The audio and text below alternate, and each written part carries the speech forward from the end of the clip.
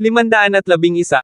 Tumingin si Sheena kay Win at sinabi, Miss Win, isa lang ang dapat kong sabihin sa iyo, si Leon ang aking kasintahan, na engaged na para ikasal. Okay, tapos na akong magsalita, kung gusto mo pa kasama si Leon, pagkatapos ay hayaan mo munang pumunta si Leon sa aking pamilya para umatras sa kasal, kung hindi, wala kang bunga. Ngumuso si Win, may nasabi ba ako tungkol sa pagsasama ni Leon? 2 taon niya akong hindi nahabol. Sa tingin mo ba, ako, si Win, ay madaling umibig sa isang lalaki? Ako ay hindi ako natatakot na sabihin sa lahat na sa ngayon, wala pang lalaking nakagawa sa akin na magustuhan niya, dahil, ang isang lalaking kayang gawin akong magustuhan niya, dapat ay napakalakas niyang tao. Medyo hindi komportable si Leon nang marinig niya ang mga salita ni Win, ngayon pa lang siya nagpakita ng kanyang tunay na lakas, at tila hindi pa rin gaanong naantig si Win sa kanila. Win, ako ang pinakamalakas na tao, papatunayan ko ito sa iyo, talunin si Lance, iyon ang unang hakbang. Paninigurado ni Leon. Sinabi ni Win, kung gayon, maghintay tayo hanggang sa mapatunayan mo ito.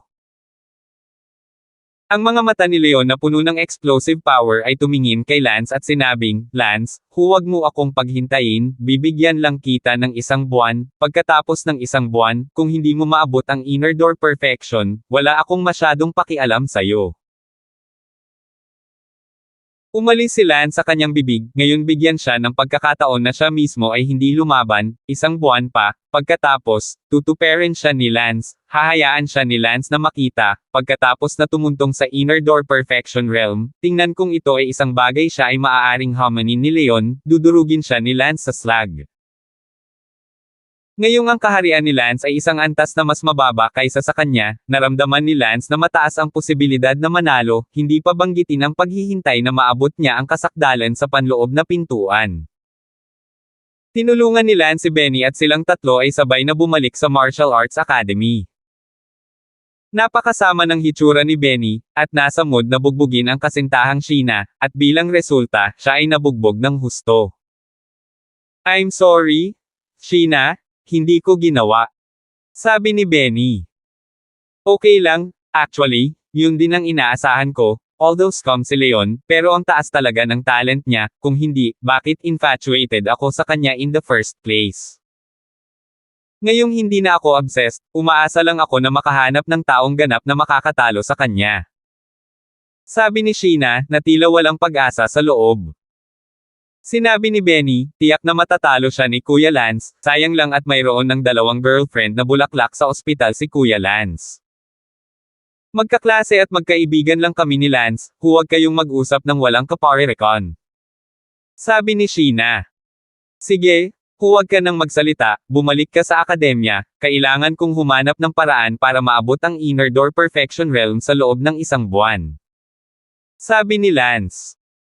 Sinabi ni Benny, Kuya Lance, dapat mong malaman na ang posibilidad ay masyadong mababa, tingnan mo ang mga nakatatanda sa 2 taon, ito ay 1 taon, at ang pinakamalakas ay nakalusot lamang sa panloob na pagiging perpekto, sumangguni tayo sa kanila.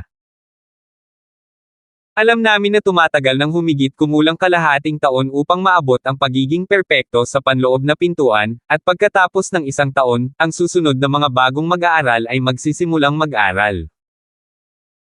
At sa 3 taon, ang pinakamabuting iilan lamang ang makakarating sa hautian, na si Tristan sa iyo ay isang napakahusay na henyo sa 3 taon, at siya ay nakalusot lamang sa unang bahagi ng hautian. Naramdaman ni Benny na napakahirap para kay Lance na makapasok sa inner gate perfection sa loob ng 1 buwan.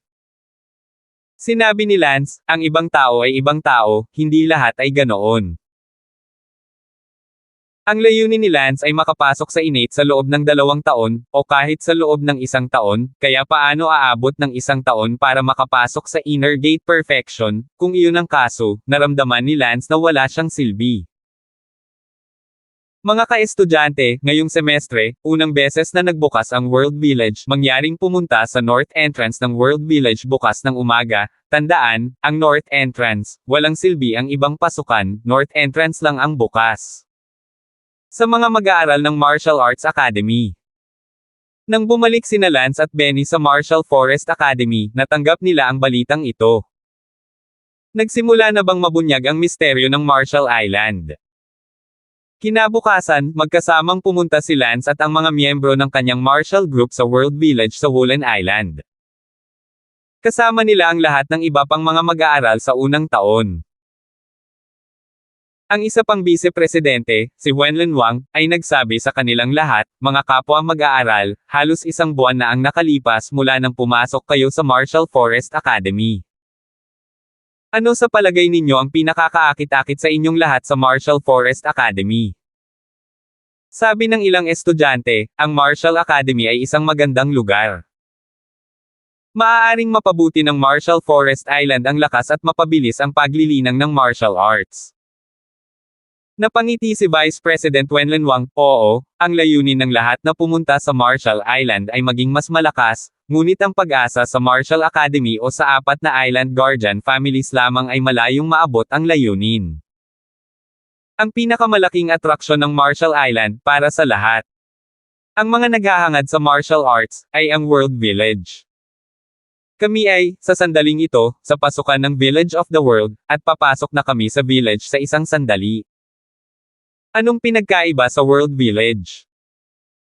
Ang World Village ay isang kakaibang lugar na may maraming pasukan na nagpapahintulot sa iyo na dalhin ang iyong kamalayan sa ibang mga lugar at pagkatapos ay maglakbay. Sige, ayaw kong pag-usapan ang mga detalye, kayong mga bagong estudyante, kaya ang una ang pasukan na binuksan sa iyo ay ang Oblivion City, at kung anong kita ang makukuha mo sa pagpasok sa Oblivion City ay depende sa iyong sariling paglikha at mga pagkakataon. Teka, Vice President, bakit hindi natin maintindihan? Hindi mahalaga kung hindi mo maintindihan, malalaman mo pagdating ng panahon. Sige, sumunod tayo lahat sa akin sa nayon.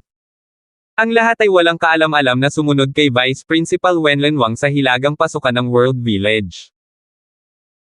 Hindi nagtagal, pagkatapos na makapasok sa World Village, ang lahat ay dumating sa isang balon na naglalabas ng madilim na berdeng ilaw na medyo nakakatakot. Sinabi ni Vice President Wenlin Wang, mga mag-aaral, mangyaring tingnan itong mabuti, ang balon na ito ay ang pasukan sa nakalimutang lungsod. Ngayon, lahat ay tumalon pababa mula sa balon na ito at tumalon. Gayunpaman, ang lahat ay nalilito na tila hindi nila naiintindihan, kaya walang tumalon. Tumalon ka, ang Oblivion City ay magbubukas lamang ng 20 araw, kaya kontrolin mo ang iyong sarili. Tanong ng isang estudyante, Vice President, delikado bang tumalon? Ano ang nasa ilalim ng balon na ito? Huwag kang mag-alala, walang panganib, kung mamamatay ka, lulutang ang iyong mga katawan sa loob ng balon sa pasukan ng nayon. Walang silbi ang sasabihin ko parito, hindi mo malalaman hanggat hindi mo nararanasan. Para sa sarili mo. Tanong ni Lance, we're from the same Marshall Group, sabay ba tayong tatalon? Kalokohan, tumalon ka. Si Lance ay hindi masyadong nag-isip tungkol dito at siya ang unang tumalon sa balon. Ang ibang nasa likod niya ay tumalon din sa balon na kumikinang na may phosphorescent green light. Matapos ang pakiramdam na parang walang hanggan, idinilat ni Lance ang kanyang mga mata at natagpuan ang kanyang sarili na nakahiga sa isang bedboard, ang kanyang katawan ay natatakpan ng puting tela. Aalis na ako. Nang matanto ni Lance ang sitwasyong kinalalagyan niya ngayon, nagulat siya, si Lance ay bumaba sa takot at tumingin sa paligid, isa itong spirit hall, maliit ang spirit hall ngunit marami ang puting tela na nakasabit sa paligid nito, mayroon ding isang batang babae na nakaluhod doon sa harap ng bulwagan ng mga espirito, umiiyak habang nagsusunog ng mga barya sa pagninilay-nilay sa mangkok ng apoy. Ito, anong nangyayari?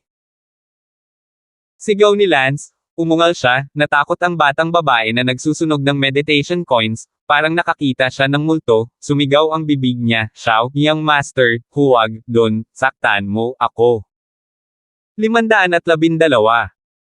Si Lance ay nagmamadaling lumabas ng spirit hall, ang mga gusali sa labas, lahat ay napaka-espesyal na mga gusali, at tumingin pabalik sa spirit hall, isang malaking karakter na Diane, ang nakasabit doon. Kinurot ni Lance ang sarili. Ouch! Nakita ni Lance na masakit ito, hindi ito panaginip. Oh my God, anong nangyari? Sa sandaling iyon, maingat na lumabas ang dalaga at sinabing, "Young master, tao ka ba o multo?" Nasa isang gulong kalagayan pa rin sa sandaling ito, naglakad si Lance patungo sa isang malapit na balon, na puno ng tubig, at agad na nakita ni Lance na ang taong naaninag sa balon ay hindi siya. Iba ang hitsura. Nagsimulang linawin ni Lance ang kanyang isipan, papasok na siya sa World Village, pagkatapos ay tumalon sa pasukan ng Oblivion City, at pagkatapos ng tila napakatagal na panahon, nang magising siya ay nasa kakilakilabot na apuyan na ito. Agad na lumingon si Lance at tinanong ang batang babae, "Ito ba ang Oblivion City?" Nagtataka ang batang babae kay Lance at sinabing, "Young master, tao ka ba o multo? Huwag ka masyadong magsalita, hindi ito Oblivion City." Tumango ang batang babae na iyon, "Young master, syempre ito ang Oblivion City, young master, hindi ka ba talaga patay? Patay ang ate mo, ikaw ang patay." Young master. Agad na tumalon ang batang babaeng iyon sa katawan ni Lance. Medyo magulo ang utak ni Lance, bakit parang isinilang na muli ang kanyang kaluluwa, ito ay masyadong kakaiba. Kung hindi siya sigurado na ito ang Oblivion City, magtataka si Lance kung tumawid siya muli. Iyong kapatid, ito ba ang tunay na mundo? Sa madaling salita, ang Wollen Island ay talagang isang kakaibang lugar, napakakakaiba na walang paraan upang maunawaan ito ayon sa sentido komon. Huminga ng malalim si Lance. Sa sandaling ito, isang daloy ng impormasyon ang pumasok mula sa isip ni Lance tungkol sa pagkakakilanlan ng katawan na ito. Napag-alaman na ang kanyang pagkakakilanlan sa Forgotten City sa ngayon ay isang young master ng isang down and out na pamilya. Tinanong ni Lance ang kasambahay, "Paano nga ba ako namatay?" Ang batang babae ay abala sa pagsasabing, "Young master, pinatay ka ng Grand Duke at ng iba pa." Ang Grand Duke. Hehe. Hindi nagabalang magtanong si Lance ng napakaraming tanong. Isa pang mensahe ng system, ang lumitaw sa isip ni Lance. Ang ibig sabihin nito ay, ang Oblivion City na ito ay hindi isang totoong mundo na umiral, ngunit ito ay isang mundo na umiral ng matagal na ang nakalipas, at ang mga fighting star ay nagbago, at ako dun hindi alam kung ano ang espesyal na dahilan, sa sandaling ang totoong mundong ito, ay naitala ng memorya ng bato. Memory Stone, isang uri ng mundo na maaaring magtala ng totoong buhay, ang hinaharap ay maaaring kaluluwa sa memorya ng bato, na parang babalik sa nakaraan. Halimbawa, kung ang asawa ng isang malakas na lalaki ay namamatay, at ang malakas na lalaki ay gumagamit ng memorya bato upang itala ang totoong buhay kung saan siya nanirahan sa loob ng isang panahon, pagkatapos ng 100 taon, ang malakas na lalaki ay maaaring pumasok sa memorya ng kanyang kaluluwa, na parang bumalik siya sa parehong taon, ngunit sa katunayan, 100 taon na nakapasa na. Sa kasamaang palad, ang oras na naitala ng Memory Stone ay limitado, ang ilan ay ilang araw, ang ilan ay maaaring ilang buwan, ang ilan ay maaaring ilang taon, o mas matagal pa. Paulit-ulit. Ito ay tulad ng isang video na kinunan ng isang cellphone na natapos sa paglalaro at pagkatapos ay nagsisimula sa simula muli, paulit-ulit, ilang araw lamang, ilang buwan, ilang taon. Ang Oblivion City na ito, nagre-record ito sa loob ng 20 araw, magtatapos pagkatapos ng 20 araw, at magsisimulang muli sa susunod na pagkakataong ito ay muling iyon. Matapos tumalon ang kaluluwa ni Lance sa balon, ang kanyang kaluluwa ay nakadikit doon. Sa iyong master, ito ay katumbas ng pagpasok ni Lance sa naitalang Oblivion City na ito. Ang Oblivion City na ito, gaya ng masasabi ng isa sa pamamagitan ng kanyang sinaunang estilo ng arkitektura, hindi alam kung gaano katagal ang mundo, at dito, ito ay isang naitala lamang na Oblivion City, walang anumang bagay sa labas ng lungsod. At ang Oblivion City na ito, malinaw naman, ay isang memory stone na binago ng sinaunang mundo, ilang makapangyarihang tao. Ang sinaunang mundo, ilang napakalakas na mga sekta, pagkatapos makuha ang memorya ng bato, ay magbabago nito, na ginagawang isang lugar na angkop para sa mga disipulo upang magsanay, at ang kamalayan ng mga disipulo ay papasok sa memorya ng bato at magsanay dito, tulad ng totoong mundo. Maaari silang makipaglaban sa mga tao at hayop at kung ano-ano pa na naitala sa loob ng memory stone, kaya napabuti ang kanilang mga sarili. At walang takot sa kamatayan, at hindi ang kanilang mga tunay na katawan ang namamatay. Ang pinakakakit-akit na bagay tungkol sa Marshall Island sa mga tagalabas ay ang mga memory stone na ito. Ang Oblivion City ay isa lamang sa napakaliit na memory stones. Higit sa lahat, iyon ay isang system information na nakuha ni Lance. Sa ngayon, sa wakas ay naunawaan na ni Lance kung saang lugar siya napunta, at ang kanyang puso ay mas natatag pagkatapos malaman, si Lance ay talagang natatakot na siya ay muling isinilang, siya ay nahihirapang umangkop sa labas ng mundo. Kailangan na lang ngayon ni Lance na magpakamatay, o mapatay, at babalik siya sa World Village sa Marshall Island, ang kanyang katawan ay lulutang sa isang underground na ilog sa hilagang pasukan sa World Village. Sa sandaling ito, mahigit 20 bangkay ang lumutang sa hilagang pasukan ng World Village sa Marshall Island. Sumigaw ang isa sa mga estudyante, "My grass, I can't believe I died within 5 minutes of going in, that hidden sword pavilion master's martial arts skills, muntik ko nang matutunan Second year student ito, lumabas siya. Mula sa isa pang memory stone, sa ngayon, ang Oblivion City ay mayroon pa lamang mga mag-aaral sa unang taon na pumapasok. Sinabi ni Lance sa loob-loob, dahil nakapasok na ako sa mundong ito, kailangan kong magmadali at makipaglaban sa pinakamalakas na tao sa mundong ito, at makipag-ugnayan sa ilang tao at mga bagay mula sa sinaunang mundo, marahil ay maaari kong pasiglahin ang sarili kong martial arts cultivation, 20 araw na lang, kailangan kong magmadali, 2 lang ang pagkakataon kong mapasok sa memory stone sa isang semestre, kailangan ko itong pahalagahan. Sa sandaling ito, 2 lalaki ang pumasok mula sa pintuan. "Yoho! You're not dead? You piece of trash!" Tumawa ng malakas ang isa sa mga lalaki. Ang batang babae na nakatayo sa tabi niya ay abala sa pagpapaalala, "Young master, sila ang pumatay sa iyo." Alam na ni Lance na ang 2 lalaking ito ay anak ng unang ginang ng pamilyang ito, at ang kanyang pinsan. Na-visualize ni Lance ang 2 lalaking ito, ngunit sa kasamaang palad ay hindi niya naramdaman ang kanilang martial arts realm, marahil ang martial arts hierarchy sa sinaunang siglong Forgotten City ay iba. Gayunpaman, masasabi ni Lance mula sa kanilang aura na ito ay halos katumbas ng lakas ng nahuling outer gate. Masyadong mababa ang ganitong uri ng lakas para kay Lance, pumunta lang si Lance dito para makipag-ugnayan sa mga mas malakas, kaya ayaw niyang mag-aksaya ng oras sa 2 basura. Ngumuso si Lance, "Ngayon, pumunta kayo sa impyerno." "Yoho! Ang yabang pa nga ng basura." Panunuyan ng isa. Nagmamadaling umakyat si Lance. Bang! Bang! Ang anak at pinsan ng unang asawa ng naaapi na pamilyang ito ay ibinagsak sa lupa ng 2 sampal ni Lance, at malamang na hindi sila makabangon sa loob ng 10 araw at kalahating buwan. Hindi sila pinatay ni Lance dahil walang kabuluhan, ang Oblivion City na ito ay orihinal na naitala na mundo, at lahat ng tao sa buong Oblivion City ay namatay sa hindi kilalang bilang ng bilyon-bilyong taon. Ang batang babae na iyon ay abala sa pagtataka, "Young master, ikaw, bakit bigla kang naging malakas?" 513. "Ano, mahina ba ako noon?" tanong ni Lance. "Napakababa ng martial arts skills mo noon."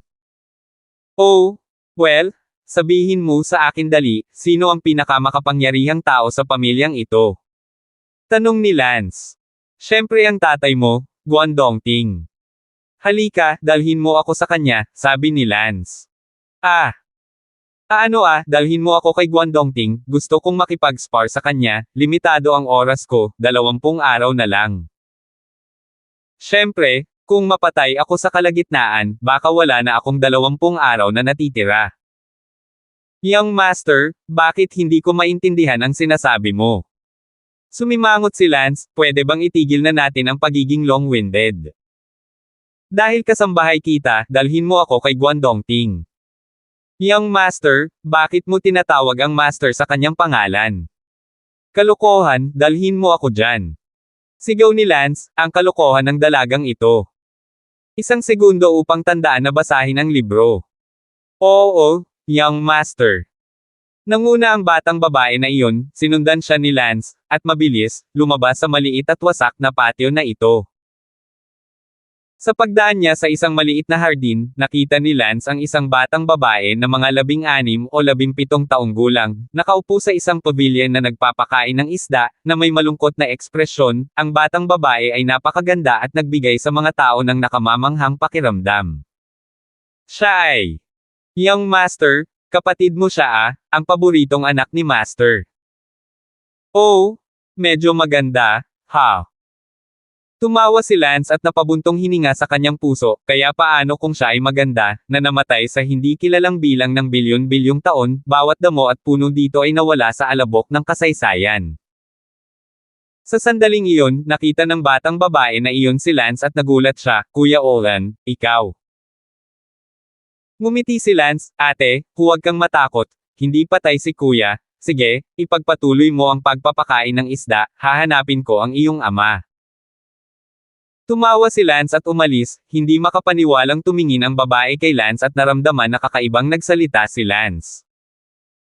Walang oras si Lance na makipag-usap ng matagal sa kapatid na ito, kaya mabilis niyang hinanap si Guandongting at pinutol ang usapan. Hindi nagtagal, nakarating siya sa isang mas marangyang patio kung saan ang isang lalaki na humigit kumulang 50 taong gulang ay nagsasanay ng martial arts. Swoosh swoosh. Ang lalaki ay may hawak na espada, at ang kanyang kakayahan sa espada ay tila napakalakas. Nagulat si Lance nang makita niya ang kanyang mga galaw at sinabing, Oy, hindi ba siya nagsasanay ng Golden Rooster Moon Sword? Ang sword technique na ito na si Lance ay nakakita ng pagsasanay ng guro sa Martial Arts Academy. Sa sandaling ito, si Lance ay medyo nalilito, isang down and out na Panginoon mula sa isang nakalimutang lungsod sa sinaunang mundo, ang kanyang sword technique, at isang guro mula sa Martial Forest Academy ay maaaring malaman ito. Sa susunod na sandali, naunawaan ni Lance na ang gurong iyon mula sa Martial Academy ay malamang na natutunan ito mula sa kanya. Kahit na ang buong Forgotten City, ang martial arts lahat, ang Woolen Island ay nakolekta sila. Ang Golden Rooster Moon Worshiping Sword technique na ito ay hindi gaanong makapangyarihan, kahit ang buong Forgotten City ay walang partikular na makapangyarihang sword technique, at alam ng sinumang nag-iisip tungkol dito gamit ang kanilang mga paa na ang Martial Forest Island ay nakapagbukas ng memory stone upang ang publiko, kaya dapat walang anumang partikular na mahalaga sa loob nito, kung hindi ay hindi natutunan ito ng lahat. Master, nandito na siyang master. Ang lalaking nagsasanay ng kanyang espada ay huminto at ibinagsak ito sa lupa nang makita si Lance. Olan, hindi ka patay. Ngumiti si Lance, nako, huwag ka nang magsalita, halika, awayin mo ako. Nang sabihin iyon, pumatay si Lance gamit ang isang espada. Wow! Ang lalaki ay natangay ng espada ni Lance. Umiling si Lance sa pagkabigo, itong si Guandongting, ang Panginoon ng down and out na pamilya, ang ama ng katawan ni Lance, ay kasing lakas lamang ng gitnang yugto ng inner gate, at hindi kapantay ni Lance. Masyadong gulay, mukhang kailangan kong umalis dito at maglibot sa ibang lugar sa Forgotten City para tingnan kung may mga eksperto na makakasunod sa akin. Isang walang kapantay na master battle. Tumalikod si Don at naglakad palayo.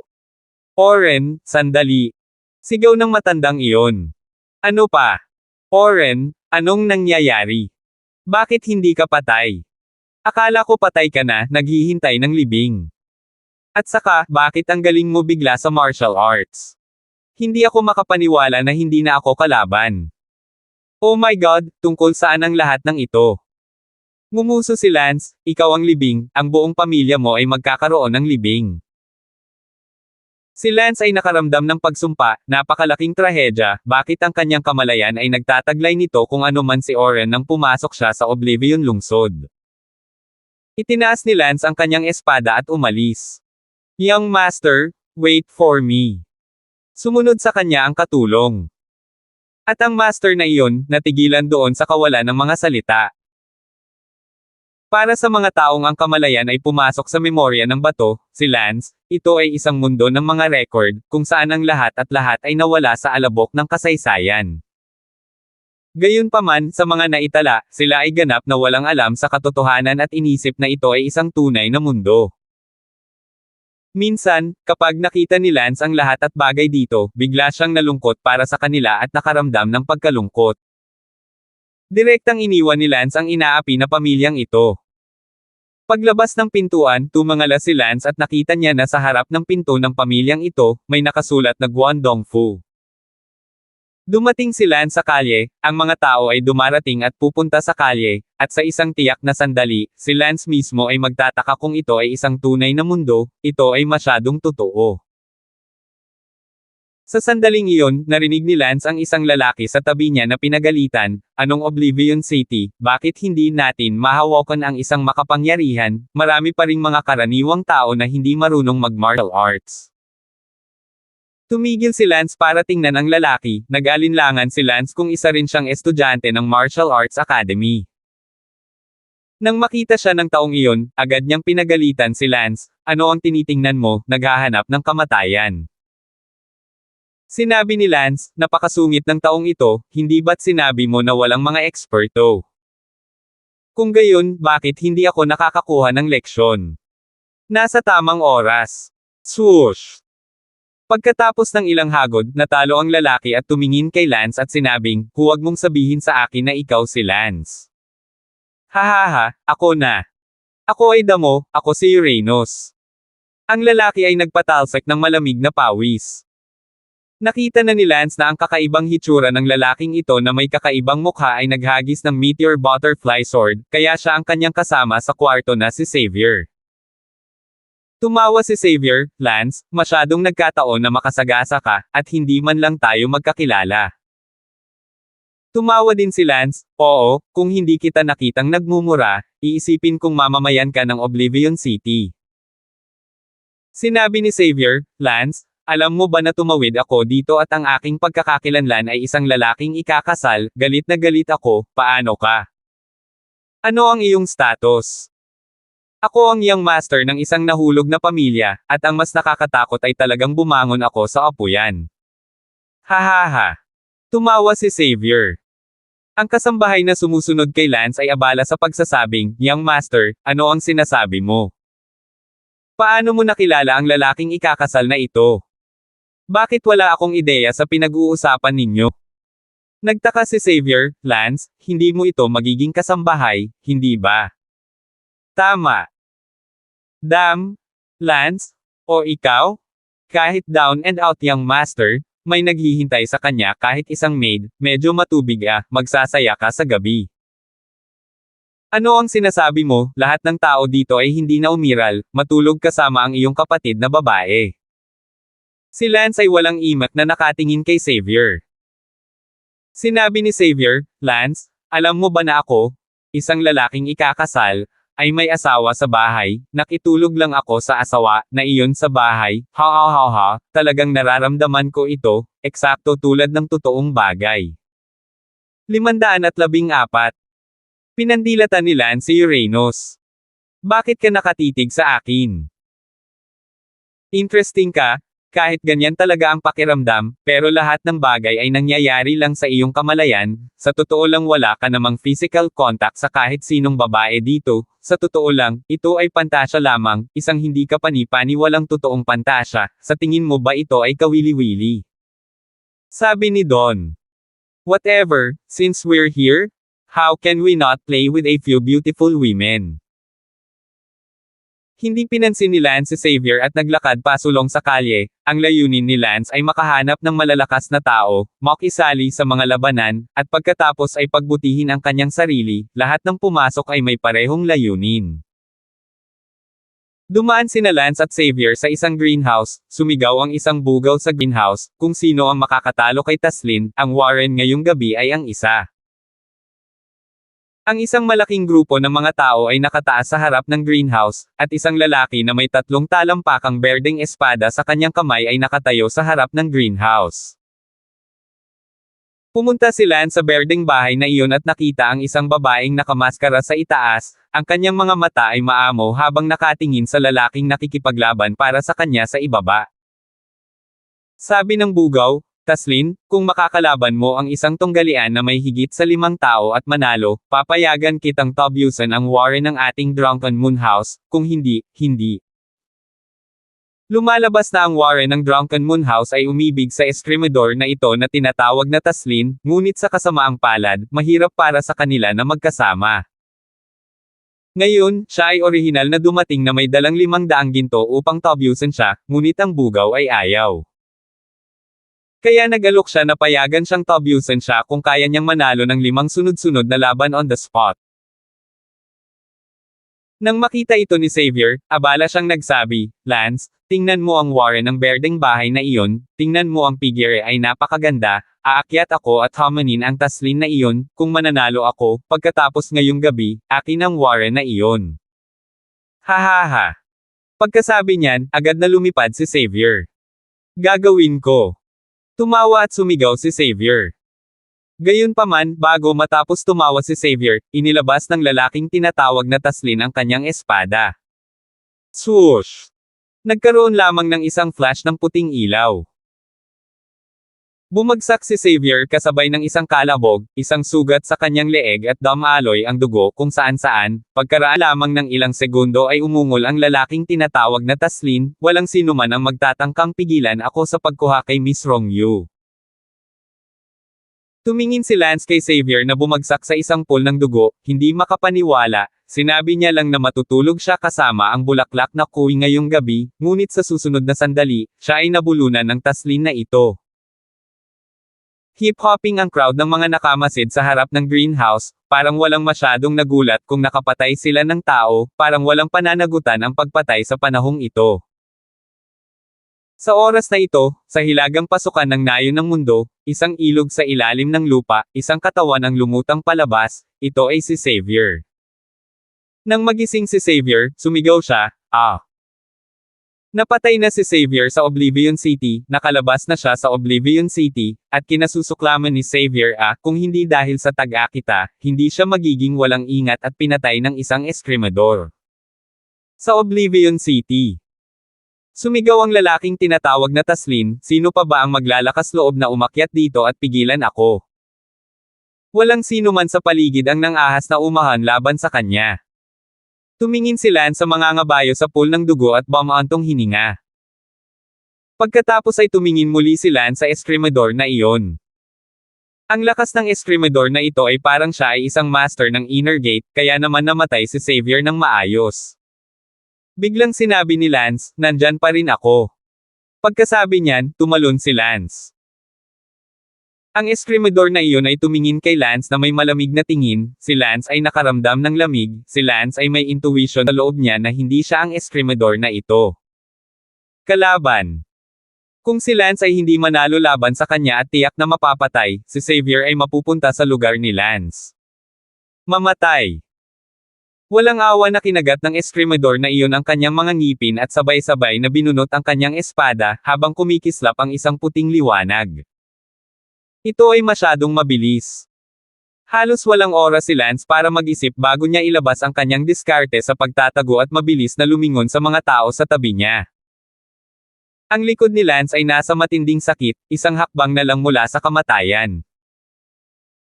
Diyos! Hindi napigilan ni Lance ang pagpawisan ng malamig na pawis diretso sa kanyang mukha, ang mga eksperto ng sinaunang panahon ay masyadong malakas, si Lance ay walang kalaban-laban para sa kanila.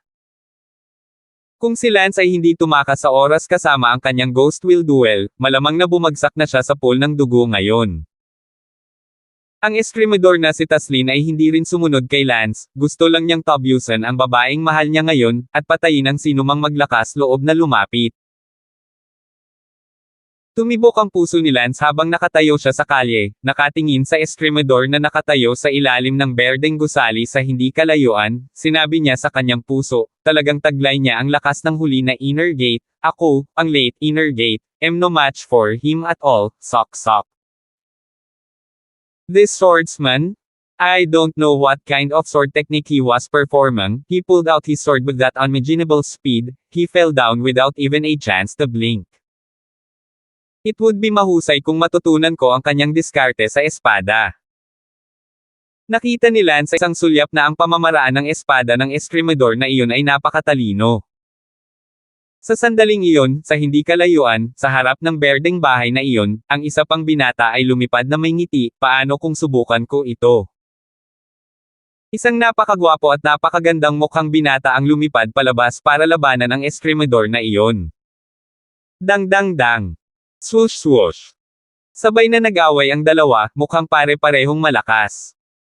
Si Lance ay nanood ng hindi kumukurap, ito ay isang pambihirang pagkakataon upang ipakita ang totoong buhay na labanan. Napakatalino din ng napakatalino na talino ng magiting na binata na iyon. Nakakalungkot lang na ang napakatalino na talino ng espada ay hindi matututunan sa pamamagitan ng panunood sa kanilang laban, kung hindi, hindi mabubuksan ng Marshall Island ang memorya ng Forgotten City na bato sa publiko. Ang magagarang kabataan at ang eskrimador ay lumipad habang sila ay nakikipaglaban, at hindi nagtagal, silang dalawa ay lumaban sa labas ng lungsod, at hindi na sila makita ni Lance, dahil ang memory stone na ito ay nagtala lamang ng mga fragment ng 20 araw sa loob ng lungsod na ito. Sayang hindi ko ito matututunan, ang talino talaga ng sword skill noong sinaunang panahon. Bumantong hininga si Lance. Young Master, umuwi ka na, hindi ka makakasama sa kanila. Lumapit ang dalagang iyon ni Lance at sinabi. Naglakad-lakad si Lance sa kalye para sa isa pang kalahating araw, at unti-unting dumidilim ang kalangitan. Pagkatapos ay bumalik muna si Lance sa bumagsak na pamilyang iyon, pagkatapos bumalik sa bumagsak na pamilya, si Lance ay hindi masyadong nag-abala sa pamilyang ito. Kinaumagahan, lumabas muli si Lance sa mga lansangan. Nang makatagpo si Lance ng isang malakas na lalaki na mukhang mabait, sinadya niyang pumanhik sa kanya, kalabanan siya, at kung hindi siya manalo, tatakas siya, hindi na siya papatayin, o kung hindi ay tapos na ang laro. Sa ganitong paraan, sa loob ng araw na ito, nakipag-away si Lance sa 7 eksperto, 3 sa mga ito ay hindi kalaban-laban ni Lance, ngunit si Lance ay nakatakas ng hindi napatay. Sa isang kisap mata, halos kalahating buwan na si Lance sa Forgotten City. Sa kalahating buwang ito, pamilyar din si Lance sa nakalimutang lungsod na ito, at nakipaglaban sa hindi bababa sa 50 tao, malaki at maliit. Si Lance ay patuloy na lumaban at pinagsama ang kanyang karanasan mula sa kanyang nakaraang buhay, ang kanyang martial realm, mas lalo siyang nakaramdam ng kaunting maluwag. Isang pambihirang tagumpay sa Inner Gate Perfection ay malapit na. 515. Oo, may 5 araw pa bago matapos itong Oblivion City, sa loob ng 5 araw, kailangan kong makapasok sa Inner Gate Perfection . Paglabas ko, tingnan kung paano ko tatalunan ang leon ng Chingu family na iyon sa shit, siya pa rin. Waiting for me to break through to perfection before dueling with me. What a tanga, I haven't breakthrough yet, baka hindi man lang niya ako manalo, wait for me to break through, same realm, I'll stomp him to death.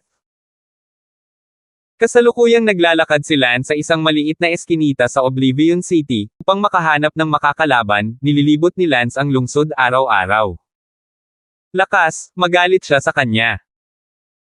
Sa sandaling iyon, nang dumaan si Lance sa isang eskinita, sa labas ng tarangkahan ng isang bahay, narinig niya ang isang tao sa loob na nagsabi, mabilis, dali, itago mo ito, huwag ipaalam sa sinuman, ito ang ating ninuno na Taeyang Guiding Diagram. Lolo, ang Tai Sui Guan siyang diagram ba na ito ay talagang kaakit-akit? Oo. Mabilis na mauunawaan ng isang view map ang isang martial realm, noon, ang ating mga ninuno, ngunit mayroon tayong higit sa 30 Taiyao view map, ngunit sa kasamaang palad, ngayon ay isa na lang ang natitira, ang isa lang, dapat itong mapangalagaan. Si Lance ay nakatayo sa labas ng pinto, naririnig ang pag-uusap sa loob, hindi niya naiwasang pumiga ang kanyang puso. Naramdaman ni Lance na ang pagtulak sa pintong ito, tiyak na mayroong magandang bagay sa loob. Ang Taiyang View Picture. Ang nag-iisang Taiyao Guiding Diagram ay makakaintindi ng isang martial arts realm sa lalong madaling panahon, sus, ito ay sadyang hindi makajos, kung mayroong higit sa 30 sa kanila, hindi ba talaga ito sesabog? Sabay-sabay na itinulak ni Lance ang pintong iyon. Tanging isang matanda at isang binata lang ang nakita sa loob. Tandaan ang website, conscio8.net. Ito ay isang maliit na patio ng isang mahirap na pamilya, tanging ang lolo at apo ang naroon. Nakita ni Lance na ang matanda ay may hawak na isang kahoy na kahon sa kanyang mga kamay, at tila ito mismo ang kahoy na kahon na muli niyang ibinaon sa lupa. Sinabi ni Lance, "Matanda, ibigay mo sa akin ang kahon na gawa sa kahoy." "Sino ka?" "Matanda, hindi ako masamang tao." "Kung hindi ka masamang tao, lumabas ka kaagad." Tumawa si Lance at sinabing, "Matanda, ibigay mo sa akin ang tayang guanzo sa iyong kamay. Talaga, ito ay mabuti para sa iyo. Bukod pa, ang iyong mga lolo't lola ay hindi martial arts practitioner. Ano ang silbi nito? Bakit hindi ito ibigay sa akin at bibigyan kita ng pera?" Gayunpaman, hinawakan ng matandang iyon ang kahon sa kanyang death grip at sinabing, "Siguradong makakapag-practice ng martial arts ang apo ko paglaki niya. Ito ang kayamanan ng ninuno ko, imposibleng ibigay ito sa iyo, para sa apo ko ang panatilihin para sa hinaharap." Tumingin si Lance sa matandang nasa harapan niya. Kung talagang hindi sila interesado, maaari lamang silang manakawan ni Lance sa pamamagitan ng puwersa. Ang tayang guiding diagram na ito ay may malaking kahalagahan para kay Lance. Maaaring magawa nito ang martial arts realm ni Lance. Makapasok sa mahusay na pagiging perpekto sa lalong madaling panahon, tulad ng isang kayamanan, kahit na ito ay ninakaw, ito ay magiging sulit. "Matanda, huwag mo akong pilitin na sunggaban ito, hindi mo man lang mahawakan itong guiding diagram. Bakit hindi mo ibigay sa akin at maaari tayong makipagkaibigan, o kahit na, maaari kong kunin ang iyong apo bilang akin." Alagad. "Hindi." Pinagalitan din ng batang iyon si Lance, "Masamang tao, umalis ka sa aking bahay, masamang tao, masamang tao." "Oh!" Tumawa si Lance at hindi na nag-abala pang magmura. Umakyat si Lance sa isang arrow step at sabay hawak sa kahoy na kahon sa kanyang mga kamay. "Give it to me." Sinuntok ito ng matanda. Pak!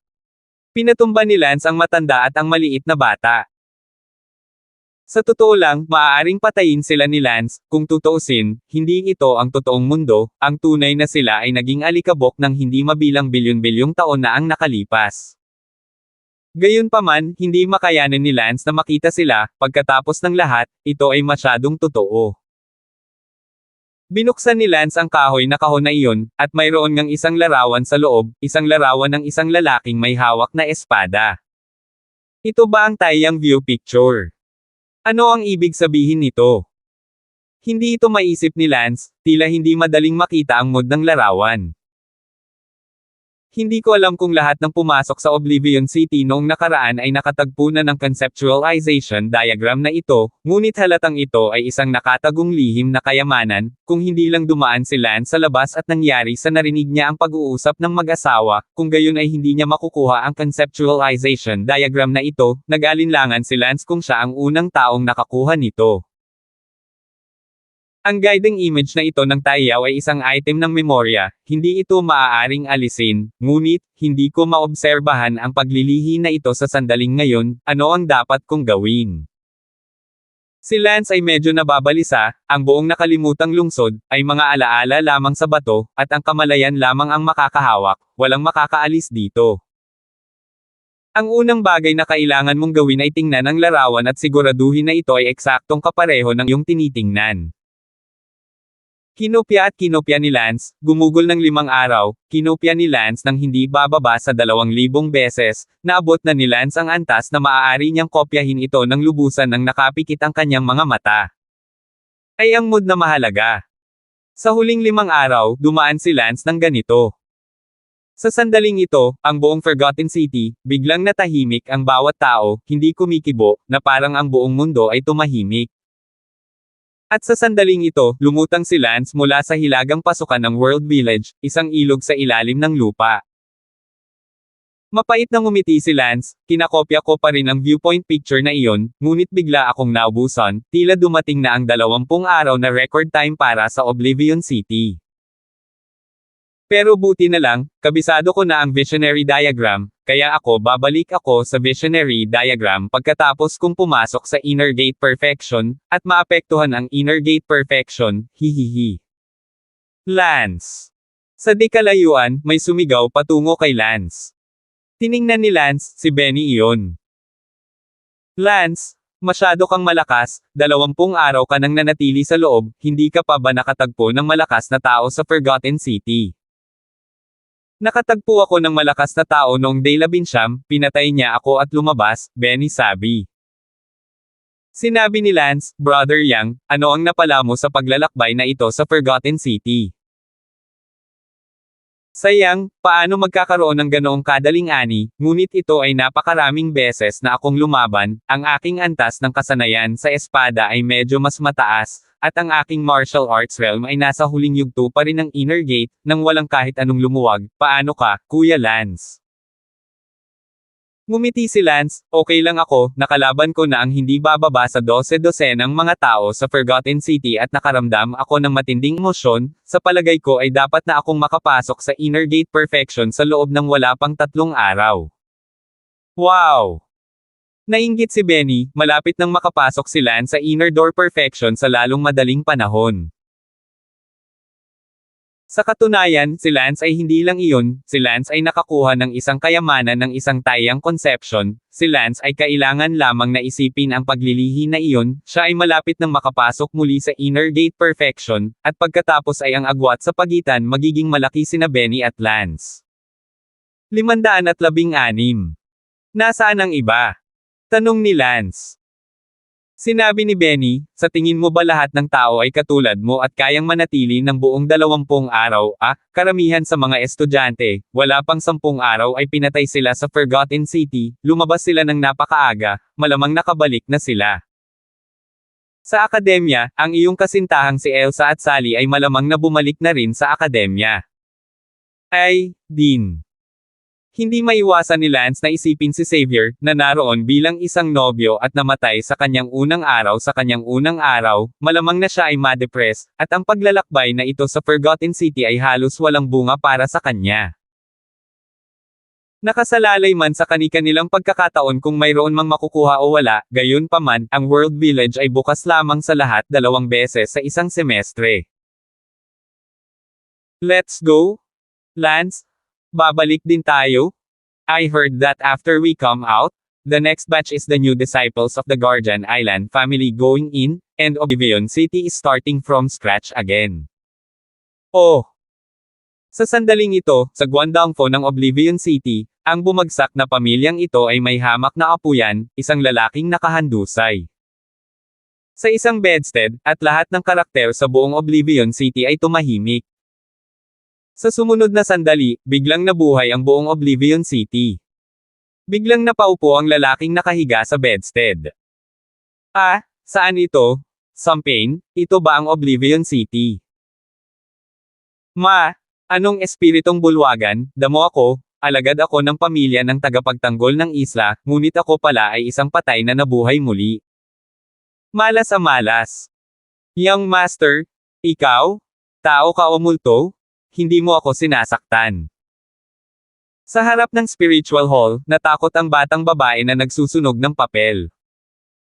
Ang 1 segundo upang tandaan na basahin ang libro. Hihihi. Little girl? Not bad looking? Come. Play with me first. Narinig ko sa mga kuya ko na ang pakikipaglaro sa mga babae dito ay parang totoo lang, hayaan mo si kuya maranasan, anyway, may 20 araw, not bad for this. Ang tagal, hahaha. Tapos, itong yung master, nakakagising lang, ay sumugod sa kasambahay na iyon, at makalipas ang mga 2 minuto, 2 lalaki ang biglang pumasok sa labas ng pinto, ang mga anak ng unang ginang ng pamilyang ito. Paf! Isa sa mga lalaking pumasok, nang walang pagdadalawang isip, ay sinaksak ang yung master, na dumidonje sa dalaga hanggang sa mamatay. Kasabay nito, hindi nagtagal, sa isang ilog sa ilalim ng lupa sa katimugang pasukan ng nayon ng mundo, isang lalaki ang lumutang palabas, ang lalaking ito ay walang gana na sumigaw, pumasok lang ako at namatay sa loob ng 2 minuto, hindi ako masaya, bakit, sino ang pumatay sa akin? Nagsisimula muli ang Oblivion City sa simula, tulad noong pumasok si Lance. Si Lance at Benny ay bumalik sa Martial Academy. Noong gabing iyon, pinalabas ni Lance ang lahat. Sina Xavier, Jimboy, Benny, Sheena, Elsa, Sally, at Lance, silang 7 ay magkasamang kumain sa Genius Restaurant na nagkukwento ng kani-kanilang mga karanasan sa Oblivion City. Malungkot na sinabi ni Xavier, "Ako ang unang lumabas. Wala pang 1 oras pagkatapos kong pumasok, pinatay ako ng isang eskrimador na umibig sa isang babae sa isang greenhouse, nandoon din si Lance, sobrang init." Nagtanong ang lahat, paano kayo nagkasama ni Lance? Sinabi ni Lance, "Ako ang young master ng isang downtrodden na pamilya, nagpunta ako sa kalye para maghanap ng mga eksperto na magpuputol, ngunit hindi ko inaasahan na nagkataon lang ako at nakabangga ako sa isang molditen na groom, ang lalaking ikakasal na ito ay si Xavier." Gusto ni Xavier na makipaglaro sa mga babae at umibig sa babaeng bulaklak na iyon sa berdeng bahay, ngunit hindi ko inaasahan na napakalakas ng eskrimador na iyon kaya nahulog si Xavier sa isang pool ng dugo nang hindi nagtagal. Nagtanong si Xavier, "Lance, pagkatapos kong mapatay, nakipagduel ka ba sa eskrimador na iyon? Hindi mo matatalo ang eskrimador na iyon at kunin ang greenhouse warren para magkaroon ng isang gabi ng kasiyahan, hindi ba?" Pinandilatan ni Lance si Xavier at sinabing, "Huwag kang magsalita ng walang kaparirikon, ako. Hindi man lang katapat ang eskrimador na iyon, muntik na akong mamatay, buti na lang nakatakas ako sa takdang oras, kung hindi ay nakalabas na rin ako sa Oblivion City noong unang araw." Panahon. Sinabi ni Lance sa mga tao, "Sabihin din sa amin, kung ano ang katayuan ninyong lahat sa Oblivion City, at kung ano ang natamo ninyo." Sinabi ni Elsa, "Nasa Oblivion City ako, isa akong babaeng magsasaka, napakawalang imek, at may asawa ako." Nagbago ang mukha ni Lance. Tumingin si Elsa kay Lance at ngumiti, "Ano ang kinakabahan ka? Hindi ako magkakamali, kaya pinatay ko ang asawa na iyon sa isang hampas." Gumon si Lance, kung hindi ay hindi magiging komportable si Lance. Pagkatapos na patayin ang asawang iyon, ako ay pinaghahanap ng gobyerno, kaya't maaari lamang akong magtago, kaya't nakaligtas ako ng 11 araw sa Oblivion City, at sa wakas ay binaril ng isang opisyal na may palaso. Sinabi ni Sally, "Nasa Oblivion City ako, ang bunsong anak na babae ng Panginoon ng lungsod." Wow! Bulalas ng lahat, tila napakaswerte ni Sally. Kung gayon, malamang na marami kang natamo. Sabi ni Xavier.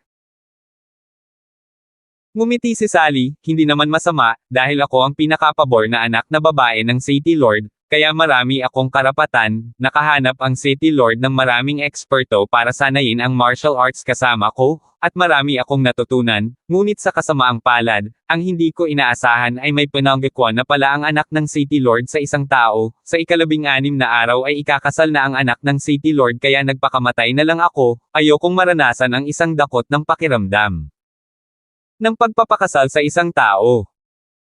Tumingin si Sally kay Lance, ni hindi niya maranasan ang pakiramdam ng ilang kasal upang maiwasan si Lance na magdusa ng kaunting pagkawala, at nagpakamatay siya bago matapos ang oras. Napabuntong hininga si Jimboy at sinabing, "Hindi ko sasabihin, nakakapanlulumong sabihin." "Ayos lang, sabihin mo na, mag-usap na lang tayo." Nanlumo lang si Jimboy at sinabing, "Nasa Oblivion City ako, isang pato." Isang pato. Ouch! Specialize lang sa pagsaserve sa mga babaeng mayayamang yan, paralyzed, the more I think about it, the more I get depressed, those rich women all with them bodyguards, and the bodyguards are crushed me, I have no resistance at all. Tumawa si Xavier, "Aking damo, naranasan mo talaga ang pakiramdam ng isang pato. Stop it, sayang." Malungkot na bumantong hininga si Jimboy, nagpakamatay si Jimboy sa 8 araw dahil hindi na niya kinaya ang pagdurog. Napatingin ang lahat kay Sheena. Ngumiti si Sheena, "Ako ay isang ordinaryong tindero sa kalye, sa kasamaang palad, ang aking pagkakakilanlan ay hindi angkop sa paglalakad sa lugar na iyon at hindi gaanong nagtagumpay, sa 13 araw, ako ay pinatay ng isang opisyal na may nag-iisang saksak, na nagsasabi na ako ay nasa kanyang paraan." Sinabi ni Benny, "Ako na ang pagkakataon, ako ay nasa Forgotten City, isang matandang lalaki, sa kabutihang palad, ang matandang ito ay isang martial arts practitioner at isang napakalakas. Pagkatapos noon ay naghamon ako sa lahat ng dako, at sa ika-19 na araw, ako ay pinatay ng aking kalaban. Nang lumabas ako, naghintay ako sa labas ng World Village ng isang araw, at sigurado, hindi lumabas si Lance hanggang sa automatikong pagtatapos. Noong gabing iyon, malayang nag-uusap ang lahat at nag-enjoy sa piling ng isa't isa hanggang sa hiteng gabi nang maghiwa-hiwalay sila. Nang matapos ang piging, sinabi ni Lance kina Elsa at Sally, "Hindi ako pupunta sa inyong lugar ngayong gabi, isasara ko na ang pinto at itama ang inner gate hanggang sa perpekto." Mabuti. Manam. Tumango silang dalawa, bagamat 20 araw na silang hindi nagsasama, maliwanag na gustong isara ni Lance ang pinto. 517. Bumalik si Lance sa kanyang dormitoryo, kinuha muna ni Lance ang kanyang papel at lapis at iginuhit ang viewpoint diagram sa kabuuan nito, hindi nawawala ang isang punto. Pagkatapos iguhit ito, inalis ni Lance ang conception diagram, kung makakalusot man siya sa inner gate great perfection ay nakasalalay dito. Agad na pumasok si Lance sa isang closed door state. Si Lance ay gumugol ng halos 3 araw sa closed door state na ito. Pagkaraan ng 3 araw, sa wakas ay natama ni Lance ang inner door perfection. Yay! Naabot ko na ang inner gate perfection. Ang momentum sa katawan ni Lance ay tumaas din ng husto, ngunit si Lance ay hindi nasasabik. Muling inilabas ni Lance ang kanyang imagination diagram, sinusubukang gumawa ng isang pambihirang tagumpay sa inner door perfection. Gayunpaman, naramdaman ni Lance na ang kanyang utak ay puno ng mga bagay-bagay at hindi niya ito makita. Kinailangan ni Lance na tingnan ang larawan at pagkatapos ay iugnay ito sa tunay na larawan sa kanyang isipan, upang mailarawan ito, o kung hindi, hindi niya lubos maisip ang mod. Ang unang bagay na kailangan mong gawin ay tingnan ang larawan at tahimik na isipin ang tungkol sa mga tao at bagay sa larawan, at kung pag-isipan mo ito ng mabuti, maaari kang magkaroon ng epiphany. Dahil ang pananaw na ito ay hindi basta-basta iginuhit, ngunit sa pamamagitan ng isang malakas na tao. Halimbawa, ang isang malakas na lalaki, nang siya ay lumaban, ay nag-iwan ng marka ng espada sa dingding na bato. Ang marka ng espada na ito ay may dalang layunin ng espada na pag-aari niya, o ilang kaharian ng pangunawa. Sa kanyang nakaraang buhay, si Lance ay nakakita ng marka ng espada na iniwan ng isang malakas na tao sa isang puno, kaya nauunawaan ang isang pagpapakilala sa pagkakaroon ng espada sa kanyang puso. Ang view picture ay katulad din, at bawat paghampas sa larawan ay nagdadala ng maraming bagay na maaaring maunawaan ng isa. Mukhang hindi posibleng maunawaan ng view picture ang kahulugang iyon sa loob ng ilang araw, sa tingin ko ay tatagal ito ng halos 1 buwan. Napaisip si Lance at inalis ang conception diagram. Si Lance ay hindi nababahala tungkol sa tagal ng oras na ito, kung makakaakyat siya sa inner gate great perfection pagkatapos ng 1 buwan, lahat ay malamang na makakaramdam ng hindi maihahambing na kakilakilabot kung malaman nila ang tungkol dito. Ito ay nasa antas na ng mga taong malakas sa 2nd taon, habang si Lance ay unang taon pa lamang. Dumating si Lance sa Blade Method Department. Nang makita ni Jessie, ang pinuno ng Blade Method Department, si Lance, ngumiti siya at sinabing, "Lance, nabalitaan kong sarado ka na." Sa sandaling iyon, naramdaman ni Jessie ang momentum sa katawan ni Lance at sinabing sa pagkabigla, "Lance, ikaw, nakapasok ka sa inner door perfection level." Tumango si Lance at sinabing, "Oo, inner door perfection." Damn it, Lance! Talagang nakalusot ka sa inner gate perfection. Gosh, gaano nakatagal? Normally, ang pagpasok sa inner gate perfection sa pagtatapos ng semester na ito ay itinuturing na napakalakas, at ikaw, ito ay naging wala pang kalahating semestre. Nagulat na sabi ni Teacher Jessie, bagamat narinig ni Teacher Jessie na isinara ni Lance ang pinto pagkatapos ng Oblivion City, hindi niya akalain na makakalusot si Lance, iniisip na si Lance ay tinatapos lang ang ilang mga perception. Nang marinig ng klase ang alarma ni Teacher Jessie Endeavor, tumingin sila kay Lance, at sa napakaraming estudyante, mayroong mga puno ng inggit, mga puno ng paninibugho, at mga puno ng paghanga. Oh, okay. Bahagyang ngumiti si Lance. Lance, ikaw ang unang bagong estudyante sa klase ngayong taon na nakarating sa Inner Door of Perfection. Congratulations, karapat-dapat kang maging hari ng mga bagong estudyante. Sabi ni Teacher Jessie mula sa kaibuturan ng kanyang puso, ngunit si Lance mismo ay kahanga-hanga. Nakita ni Teacher Jessie na si Lance ay nakalusot at napanatili din ang kalmadong estado ng pag-iisip, at lalo siyang pinuri, kung sino man iyon, natatakot akong tumalon siya sa tuwa. Matagal na ang nakalipas. Noong tanghali, maraming tao sa Genius Restaurant ang kumakain. Mga kapwa mag-aaral, narito ang isang espesyal na anunsyo, ang unang taon na kampyon na si Lance, pagkatapos bumalik mula sa paglalakbay na ito sa nakalimutang lungsod, isinara ang pinto ng 3 araw. Sa wakas ngayon, nakapasok siya sa antas ng Inner Gate Perfection, na naging unang bagong mag-aaral sa taong ito na umabot sa antas ng Inner Gate Perfection. Gaya ng alam nating lahat, kahit na ang isang mag-aaral sa ikalawang taon na maaaring umabot sa antas ng pagiging perpekto sa panloob na pinto ay itinuturing na napakalakas, at naabot ni Lance ang Inner Door Perfection level pagkaraan lamang ng wala pang 2 buwang pagpapatala. Wow! Narinig ng mga estudyante ng Genius Restaurant ang espesyal na balita at lahat ay napahiyaw, naabot ni Lance ang Inner Door Perfection ng napakabilis. Nang gabing iyon, nanatili si Lance sa dormitoryo ni Elsa at nanatili kasama si Elsa ngayong gabi bago pumunta sa kinabukasan ng gabi ni Sally. Congratulations, nakapasok ka na sa Inner Door Perfection. Bati ni Elsa. Ikaw din, cheer up. Nga pala, may sasabihin ako sa'yo, pero secret mo lang. Sinabi ni Lance kay Elsa tungkol sa pagkuha ng imagination diagram, pagkatapos ay kinuha ang imagination diagram at pinanood ang diagram na iyon kasama si Elsa at silang dalawa. Sa kasamaang palad, hindi nakita ni Elsa ang totoong diagram at wala man lang naramdaman. Sinabi ni Lance, hindi mahalaga, pagkatapos ng 1 buwan, magkakaroon ng isa pang pagkakataon na makapasok sa Forgotten City of the World Village. Dapat kang direktang pumunta sa bahay ng 4X family sa West City of Forgotten City, kung saan ang isang nakatira ang pares ng mga lolo't lola, hanapin ang guessing diagram, at pagkatapos makita ang totoong diagram, baka tingnan mong muli itong kopya ko at magkakaroon ka ng pakiramdam. Tumango si Elsa.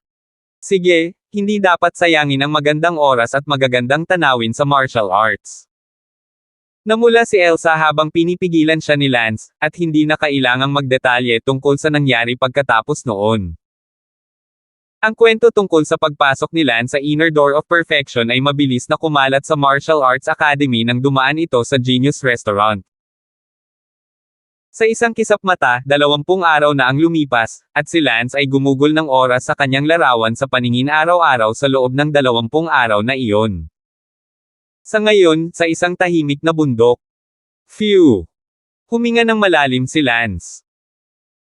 Pinagmamasid ko ang visualization diagram na ito sa loob ng isang buong 20 araw, at naramdaman ko na ang maraming martial na kahulugan. Sa palagay ko sa loob ng 10 araw, dapat kong makapasok muli sa Inner Gate Great Perfection.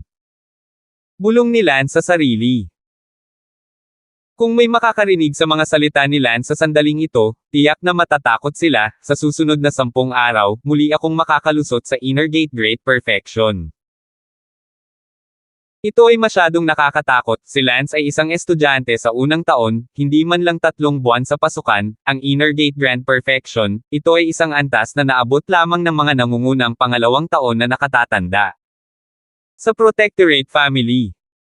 Natapos din ng mga bagong alagad ng Guardian Island Family ang kanilang paglalakbay sa Forgotten City at bumalik sa kani-kanilang pamilya. Si Leon, din, ay isang Verdugo sa paglalakbay na ito sa Oblivion City, at pagkarating niya sa Oblivion City, patuloy din siyang nakikipaglaban sa pinakamalakas na tao sa Oblivion City upang mapabuti ang kanyang karanasan at maunawaan ang martial arts sa pamamagitan ng pakikipaglaban.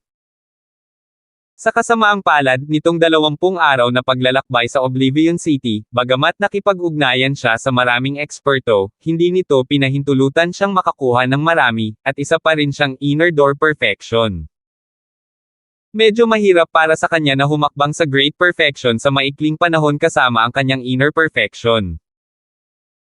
Hindi nagtagal pagkatapos dumating si Leon sa pamilya, tumakbo ang isang nakatatandang kapatid na lalaki. Senior Kuya Leon, may sasabihin ako sa iyo. Ano ba, sabihin mo? Hindi ba't sinabi mo dati na kapag si Lance ay nakapasok na sa inner gate of perfection, ikaw mismo ang pupunta sa kanyang pinto at bubugbugin siya? Ngumuso si Leon, si Lance na isang late na inner gate, sa tingin mo ba napakadaling makalusot sa pagiging perpekto? Sa oras na makapasok siya sa inner door perfection, natatakot akong makapasok na ako sa inner door perfection. 518. Brother Leon, ang gusto kong sabihin sa iyo ay ang balita mula sa Martial Academy ay nakapasok na si Lance sa inner door perfection. Ano? Biglang tumayo si Leon. Si Lance ay nakapasok na sa inner door perfection. Oo. Si Leon ay nagngangalit ang kanyang mga ngipin, sinabi niya lamang na sa oras na si Lance ay tumuntong sa pagiging perpekto, siya ay isang mahusay na tagumpay, siya ay talagang pinapalo niya ang kanyang sarili sa bagay na iyon. Damn! Nakapasok na talaga siya sa inner gate of perfection, tapos oras na para pumunta ako sa Martial Academy at humanin siya, nagkataon na ang martial skills ko ay nag-improve ng husto sa pagkakataong ito nang pumasok ako sa Forgotten City, at ako. Lubusan kong naintindihan ang pagpapakilala ng pagkakaroon ng espada sa aking kamay, si Lance, naghihintay siyang mamatay. Naikuyom ni Leon ang magkabilang kamao. Kuya Leon, hindi pa huli ang lahat, tara na, sasamahan na kita. Ngumuso si Leon, senior brother, pupunta ako sa Martial Academy para hamanin si Lance sa pagkakataong ito, ang pangunahing layunin ko ay iligtas ang mukha na nawala sa akin noong nakaraan, sa tingin mo, tayong dalawa lang ang makakagawa. Pumunta. Kaya ipapaalam mo sa lahat sa 4 na pamilya ng Island Protectorate. Kalokohan. Oh. Agad na hinanap ni Leon ang kanyang amo at sinabi sa kanya na hahamunin niya si Lance sa Martial Arts Academy at siya ay lampoin. Nagtanong ang master ni Leon, may tiwala ka ba? Hindi malit na bagay ito, hindi na kaya ng ating Island Protector family na mawalan ng mukha, kung ang hamon, siguraduhin mong mananalo ka, kung hindi ka manalo, then ipapadala mo talaga yung mukha mo para bugbugin ng iba. Medyo hindi nasisiyahang sinabi ni Leon, Guro, disipulo mo ako, talagang pinagdududahan mo ako, alam mo ang aking lakas at talento, bago pa man ako pumasok sa Oblivion City, ang aking Thunderstorm Duel ay maaaring matalo si Lance sa sheet, ngayon na ako, nakalabas na ako sa Oblivion City, ang aking mga kasanayan sa martial arts ay lubos na nag-improve, talagang pinagdududahan mo ako.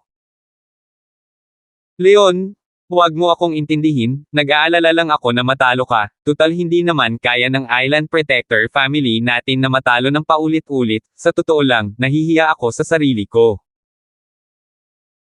Si Leon ay labis na nabalisa sa loob, at nagngangalit ang kanyang mga ngipin at nagsabi, Guro, tulungan mo akong ipaalam sa 4 na Island Protectorate families, at sabihin, ako, si Leon, ay pupunta sa Martial Arts Academy bukas ng tanghali upang hamanin Lance. Gayon din, padalhan ako ng isa pang paunawa sa Martial Forest Academy, na may parehong nilalaman, bukas ng tanghali, hilingin kay Lance na hugasan ang kanyang leeg. Leon, sigurado ka bang 100% sure ka? Master, kung hindi ako sigurado, paano ako magkakagulo? Mabuti, naniniwala ako sa iyo, at agad kong gagawin ito para sa iyo. Leon, ikaw na ang baalang magligtas ng mukha para sa mga bagong disipulo ng Guardian Island family. Talagang matigas na tumango, hindi naniniwala si Leon Chen na kayang basagin ni Lance ang kanyang bagyo, ang bilis ng kidlat ay napakalakas na halos walang makakaiwas dito, maliban kung ang isang taong mas malakas kaysa sa kanya ay magagawang apihin siya sa momentum ng kanyang kaharian. Sa sandaling ito, si Lance ay nasa Blade Department. Winnie, dapat ganito ka. Hindi napigilan ni Lance na turuan si Winnie Churen nang makita niya itong patuloy na inihahampas ang kanyang espada doon. Oh! Mahinang tumango si Winnie, hindi tumitingin kay Lance ang kanyang mga mata, ngunit medyo namumula ang kanyang mukha. Ngayon, natural na walang puwang si Winnie para kay Lance, paulit-ulit na nire-refresh ni Lance ang kanyang kaalaman tungkol sa kanya, nakaramdam din si Winnie ng paghanga sa isang henyo tulad ni Lance. Yun lang, naiintindihan mo ng mabuti. Salamat. Casual na nagturo si Lance ng ilang salita at naglakad palayo, sa kanya iyon ay ilang random na salita lamang at sa sandaling iyon, dumating ang principal. Lance, halika rito. Sigaw ng principal kay Lance. Lumapit si Lance at nagtanong, Principal, ano ito? Lance, nakatanggap ako ng opisyal na liham mula sa Chingu family, si Leon ng Chingu family, ay darating sa Martial Academy bukas ng tanghali. Ngumiti si Lance, hamanin mo ako.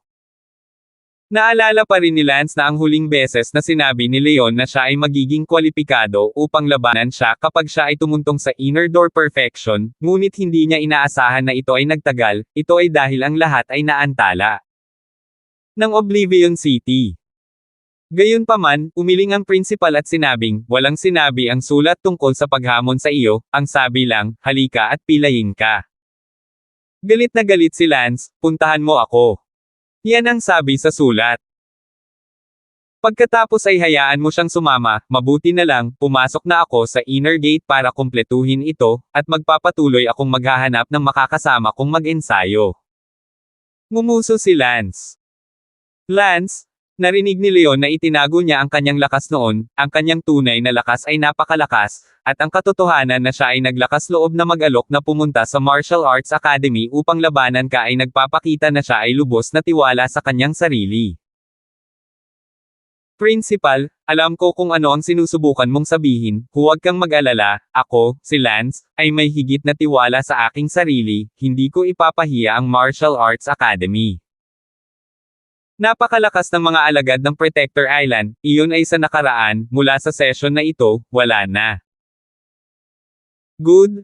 Then we'll see how you perform tomorrow. If you can still defeat Leon again, then our Martial Arts Academy will really be able. Pinalamig ng principal si Lance ng ilang salita, at pagkatapos ay umalis. Hindi nagtagal pagkaalis ng principal, dumating ang isang kawani ng paaralan at nagsabi, kamang mag-aaral na si Lance, hiniling ka ni Professor Lin Han na kumain sa kanyang lugar sa tanghali. Mabuti. Sa tanghali, dumating si Lance sa bahay ni Professor Lin Han gaya ng ipinangako, at naghanda si Professor Lin Han ng masaganang tanghalian para gamutin si Lance. Professor Lin Han, masyado kang magalang, kahit papaano ay isang sikat na 9th grade healer, nakakahiya ito sa akin. Ngumiti si Lance. Tumawa din si Lin Han, Lance, huwag mo akong pagtawanan, totoo na ako ay isang manggagamot sa ika-9 na baitang, ngunit sa harap mo, isang manggagamot sa ika-10 baitang, ang aking ika-9 na baitang ay wala. Si Professor Lin Han ay naglabas ng isang madilim na berdeng token. Ano ito? Lance, ito ang sertipiko ng iyong 10th grade Healing Master, ginawa na ito ngayon. Si Lance ay abala sa pagtanggap ng sertipiko ng 10th grade Healing Master, sa wakas ay nagawa na rin ito. Sinabi ni Professor Lin Han, ang sertipiko ng 10th grade healer na ito ay inisyo ng Martial Island Healing Alliance, ang sertipiko na inisyo ng Healing Alliance ay napaka-autoridad at walang sino man ang manggahas na tanungin ito. Ang kailangan mo lang ay isang patak ng dugo dito, at magpapakita ito ng ilang impormasyon tungkol sa iyo, subukan mo lang ito. Mabuti. Agad na tumulo si Lance ng isang patak ng dugo sa token. Biglang lumiwanag ang madilim na berdeng token at dalawang salita ang sumilay sa ibabaw nito, 10 baitang. Wow! Napakataas ng grade. Walang pakialam na ngumiti si Lance. Mula ngayon, kapag mayroon kang token na ito, ang mga tao ay maniniwala na ikaw ay isang tunay na 10 gradong manggagamot. Siyempre, dahil inutusan mo akong ilihim ito, walang ibang nakakaalam tungkol sa bagay na ito. Lance, ako talaga humanga talaga sa'yo ang makapangyarihan ng martial talent dito mas perwisyo pa ang healing talent, ang Martial Academy natin isa lang ang nakaabot sa level ng healer ng ika-10 baitang at ikaw, kapantay mo na siya. Sinabi ni Professor Lin Han na puno ng paghanga. 519. Inilagay ni Lance ang token, walang excitement sa kanyang mukha. Si Professor Linhan ay labis na humanga nang makita niya kung gaano kalmado ang hitsura ni Lance, kung siya ay naging isang ika-10 baitang healing master, namatay na siya sa pananibik, ngunit si Lance ay napakalmado. Lance, ayaw mo bang malaman ng mga tao na isa kang ika-10 baitang healing master? Tanong ni Professor Linham. Paano kung malaman natin? Ang lahat ay dapat na hindi makapaniwalang malaman, at dapat ay labis na humanga sa iyo. Hinahangaan na ako ng mga tao ngayon na alam na nilang 10th grade healer ako, isa pa, nakakamangha. Totoo rin na hinahangaan ka na ng napakaraming tao dahil sa iyong martial arts, ngunit hindi ka kailanman makikilala ng lahat bilang isang 10th grade healer. Kapag oras na upang makilala, malalaman ito, hayaan ang kalikasan na kunin ang kurso nito, hindi ko makikilala ang isang tao at sabihin sa kanila na ako ay isang 10th grade healer, o humingi ng espesyal na ulat sa Genius Restaurant na ako ay isang manggagamot sa ika-10 baitang. Sige. Nakangiting turo ni Professor Linhan. Si Lance ay nagtanghalian sa bahay ni Professor Linhan. Lumipas ang araw sa isang iglap, at ang balita tungkol sa Chingu family, na si Leon ay personal na pupunta sa Martial Arts Academy upang bugbugin si Lance, ay kumalat din sa Martial Arts Academy, ngunit syempre, ang balita ay ikinakalat ng Genius Restaurant. Isang segundo upang tandaan na basahin ang libro. Ang lahat ay naghihintay sa susunod na araw, ang pagdating ni Leon. Walang masyadong chismis dito, at diretsyong tanghali na kinabukasan. Dumating sa Martial Academy si Leon, na sinamahan ng maraming disipulo at malakas na tao mula sa 4 na Island Protector families. Hinihintay na ni Lance si Leon sa War God Martial Arena ng Martial Academy.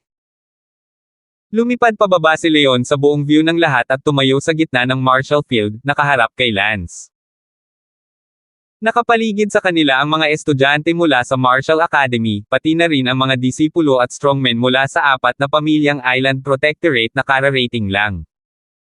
Sumigaw ang amo ni Leon, "Leon, tandaan mo ang sinabi mo."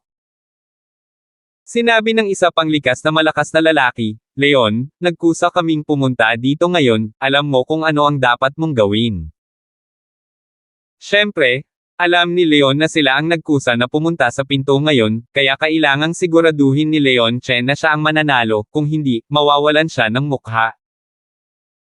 Sa sandaling ito, sumigaw ang isang tao mula sa Island Protector family, dumating na si Senior Fred Chin. Tumingin ang lahat, at sigurado, lumipad na rin si Fred. Tingnan si Senior Fred. Ang mga likas na ekspertong iyon ay nagbigay galang. Kasabay nito, lumipad din ang presidente ng Martial Forest Academy at Samamba, nakikita si Senior Fred, isang karangalan para sa ating academy para kay Senior Fred na pumunta sa ating Martial Forest Academy. Sa isang nguso, hindi pinansin ni Fred ang principal at sinabi kay Leon, "Leon, kung matatalo mo si Lance ngayon, kung gayon ang aking lugar bilang isang papasok na disipulo ay tiyak na mapapasa iyo." Nanginginig ang katawan ng lahat nang marinig nila ang mga salita ni Fred. Nang marinig ni Leon ang mga salita ni Senior Fred, nagulat din siya at natuwa sa loob. Nang marinig ni Lance ang mga salita ni Fred, tumangala siya kay Fred ng may labis na paghamak. Sa kalangitan, nang makita ni Senior Fred ang hitsura ng paghamak sa mga mata ni Lance, nakaramdam siya ng labis na inis sa loob. Hindi katakataka na sinadya ni Senior Fred na panoorin ang tunggalian, talagang gusto niyang pasabugan si Lance mas mabuting talunin si Lance hanggang sa tuluyang mawala ang kanyang kumpiyansa at tuluyang tumanggi. Sumigaw si Leon, "Salamat, Senior Fred, tiyak na magiging disipulo." Tumingin si Leon kay Lance at sinabi sa kanyang puso, "Lance, si Senior Fred ay dumating lalo na para panoorin ang tunggalian, ipinapakita nito kung gaano siya kalungkot kasama ka sa loob, habang mas malala ang natalo ko sa iyo ngayon, mas masaya si Senior Fred." Lance, lampoin kita para hindi ka na makapagsanay ng martial arts sa buong buhay mo. Nagsimulang yumigting ang kapaligiran nang makita ng lahat na si Leon ay tila magsisimulang makipaglaban. Si Lance, gayunpaman, ay nanatiling kalmado at hindi natarante sa anumang paraan. "Lance, Ingatan mo ang iyong sarili at gawin mo ito. Sabi ni Leon. Biglang tumalon sa ere si Leon, at sa biglaang double palm strike, isang silver white lightning bolt ang tumama kay Lance. Si Leon ay mahilig sa pakikipagsapalaran, kinuha niya ang kanyang pinakamalakas na kapangyarihan sa sandaling gawin niya ito, naubos niya ang ikatlong bahagi ng kanyang panloob na lakas sa pamamagitan ng pagsasagawa ng isang nakamamanghang desisyon ng kulog ng isang beses. At sa pagkakataong ito, direktang kinuha ni Leon ang 2/3 ng kanyang panloob na lakas. Gusto niyang ibagsak si Lance sa isang galaw. Kung ang strike na ito, si Lance ay hindi nahulog at hindi gaanong pinsala ang ginawa kaysa sa kanya, kung gayon si Leon ay nasa panganib.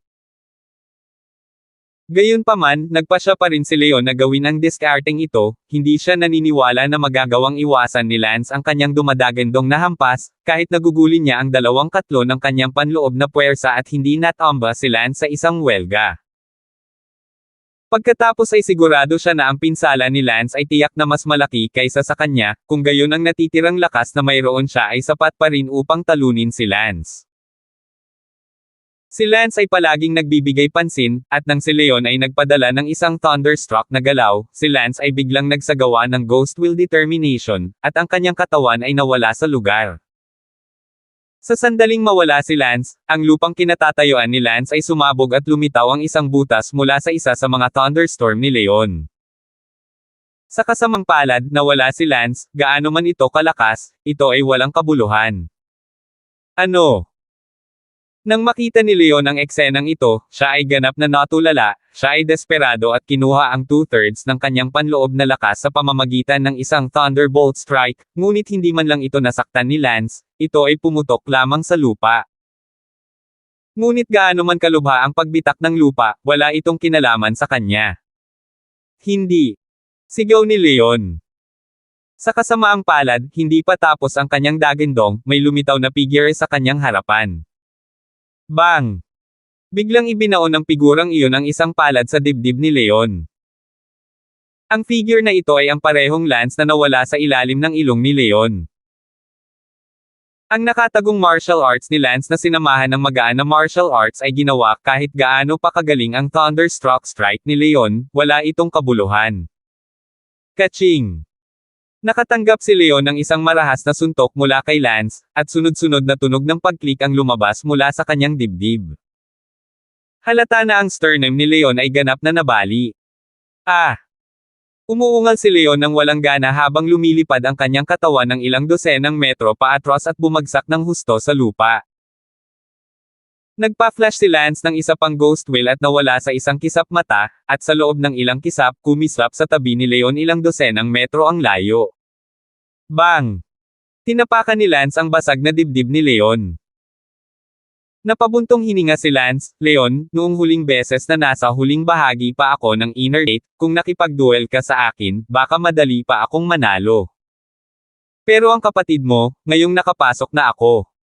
The inner gate and you've come to duel with me, ikaw pa ba ang kalaban ko?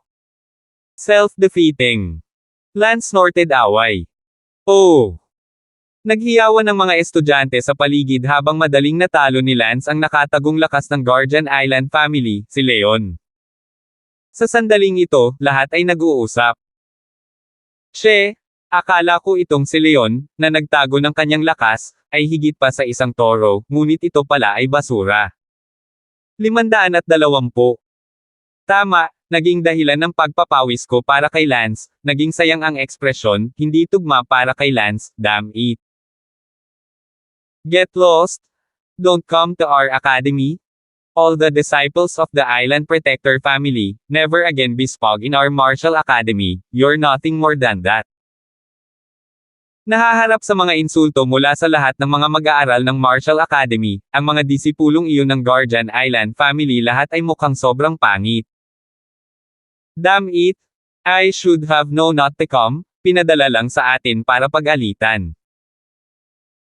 Basura si Leon, hindi niya kayang talunin ang mga tao at napakabilis pa rin ng kumpiyansa, pinalaki ang isang pulutong na darating, at bilang isang resulta, siya ay binugbog bilang isang aso, at kinaladkad pa kami kasama niya sa kahihiyan. What a firestorm! hindi sapat na mawala ng mukha ang Guardian Island family minsan, kailangan nilang pumunta sa Martial Arts Academy para mawala ng mukha. Ang mga disipulong iyon ng Protectorate family, na ngayon ay pinapagalitan ng mga estudyante ng Martial Arts Academy, ay pinapagalitan na rin si Leon, na naglalabas ng kanilang galit sa kanya. Sa kalangitan, ang Panginoon ni Leon ay huminga ng malakas at tumalikod upang lumipad palayo. Ang iba pang mga likas na eksperto ay lumipad palayo na nanginginig ang kanilang mga ulo sa pagkabigo, at para sa Senior Fred na iyon, siya ay nawala dahil hindi nagtagumpay ang welga ni Leon na masaktan si Lance, dahil hindi na niya kailangan pang mahuli.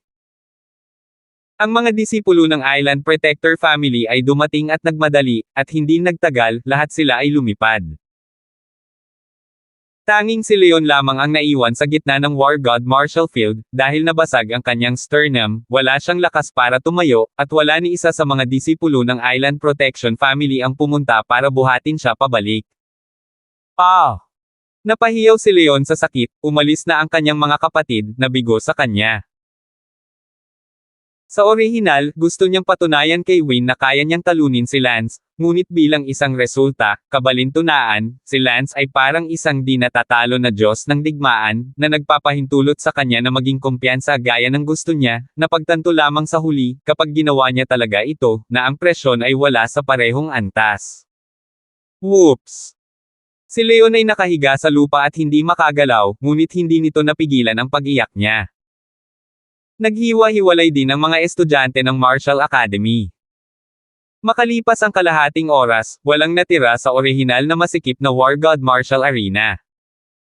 Sa oras na ito, isang babae ang lumapit kay Leon, si Sheena iyon, hinintay ni Sheena na umalis ang lahat bago lumabas. Leon, magkakaroon ka rin ngayon. Ngumisi si Sheena. Sheena, dalhin mo ako sa manggagamot. Sabi ni Leon. Ay po? Bakit kita dadalhin sa isang manggagamot? Iniwan ka na ng mga kapatid mo, hamak ka, hindi mo ba naisip na napakalakas mo, hindi mo ba naisip na hindi ako sapat para sa iyo, ngayon?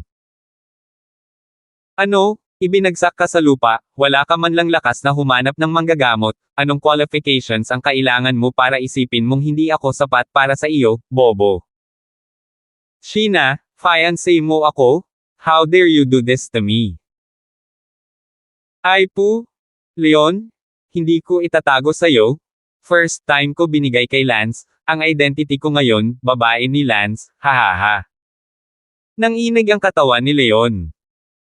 Leon, sinabi ko na makakahanap ako ng lalaking mas magaling sa iyo, ginawa ko, basura, kung mayroon ka pa ring kamalayan sa sarili, pumunta ka at bawiin mo ang iyong kasal ng iyong sarili, kung hindi, mahahanap ka muli ni Lance. Pagkatapos sabihin iyon, lumayo si Sheena. Sinabi ni Sheena sa loob-loob, Lance, pasensya na, hiniram ko ang iyong karangalan para tapusin ang aking paghihiganti laban sa kanya, kahit na wala akong nakitang lalaking mas hihigit sa kanya, ngunit kahit papaano, nagkaroon ako ng relasyon sa iyo minsan, at natupad ko na ang kalahati ng aking hiling na talunin si Leon, at ang aking buhol ay nakalas. Pagkaalis ng ministro sa War God Marshall Field, dumiretso siya pabalik sa kanyang dormitoryo. Sa loob ng 10 araw, ito na ang pangalawang pagkakataon ngayong semestre na bubuksan ang World Village. Ang tunggalian na kakalaban niya palang kay Leon, hindi ito isinapuso ni Lance, dahil alam niyang hindi talaga siya kalaban ni Leon. Kinuha ni Lance ang visualization diagram. 20 araw nang nagbi-visualize si Lance, ang pagpasok sa Inner Gate Great Perfection ay napaka-promising na, gusto ni Lance na makapasok sa Inner Gate Great Perfection bago siya pumasok sa World Village sa pangalawang pagkakataon. May 10 araw pa bago ang ikalawang pagbubukas ng World Village. Dahil dito, tinitingnan ni Lance ang mapa ng imahinasyon sa kanyang dormitoryo. Sa ikatlong araw, sa wakas ay naramdaman ni Lance ang pagluwag ng kanyang kaharian. Sa wakas ay nakapasok si Lance sa Inner Gate Great Perfection Realm nang may isang putok. Oo, nakapasok na ako sa Inner Gate Great Perfection, mahusay. Nakaramdam ng pagkasabik si Lance, napaka-epektibo ng view map na ito, sa loob lamang ng 20 araw ay nagbigay daan sa kanya na mabilis na makalusot sa isang kaharian. 20 araw na ang nakalipas, si Lance ay isa lamang inner gate perfection, at sa ngayon, isa na siyang inner gate perfection. Malinaw na naramdaman ni Lance na ang momentum sa kanyang katawan ay tumaas ng maraming beses kumpara sa dati, hindi ito sa parehong antas. Lumabas si Lance sa dormitoryo at sinabi sa kanyang puso, breakthrough to inner gate great perfection, sikaping maapektuhan ang Hautian realm pagkatapos lumabas sa World Village sa pangalawang pagkakataon. Lance, tapos ka na sa iyong retreat. Nakita ni Xavier si Lance na lumabas ng dormitoryo at abalang sinabi. Hoy, Kuya Lance, lumakas ang aura mo, huwag mong sabihing nakalusot ka na sa inner gate great perfection. Sabi ni Jimboy. Tumango si Lance at sinabing, oo, nakapasok na ako sa inner gate great perfection. Si Xavier at Jimboy ay parehong natigilan doon, nakatingin kay Lance na hindi makapaniwala, kung paanong ang tagumpay ni Lance sa larangan ng martial arts ay parang pagkain. Nakapasok ka lang sa inner gate perfection 20 araw na ang nakalipas. Nanginginig ang puso ni Xavier. Naku, anong ibig sabihin yan? Iniisip ko pa ring pumasok sa Hautian realm bago matapos ang semestre na ito. Sige, hahanapin ko muna ang mga asawa ko, mag-usap ulit tayo kapag may oras ako. Lumipad palabas ng bintana si Lance. Matagal na natigilan sina Xavier at Jimboy, sinabi ni Jimboy, Xavier, hindi ba masyadong perwisyo si Lance para makapasok sa inner gate great perfection sa loob ng 20 araw, at gusto pa rin niyang pumasok sa Hautian bago matapos ng semestreng ito. Heavens, hindi ba niya alam na ang mga third-year seniors na makakalusot sa Hautian ay mga henyo na? Naalala ko na si Tristan na iyon ng pamilyang Damon, nakapasok siya sa Hautian bago magsimula ang semester na ito, at pagkatapos ay tinawag siyang pinakamataas na estudyante ng akademya. Sinabi ni Xavier, huwag mo siyang pag-usapan, si Lance ay isang hindi maintindihang sobrang pervert. Kung talagang pumasok si Lance sa Hautian, siya ang mauuna, sa kanyang unang taon, na maabot ang titulong Supreme Student.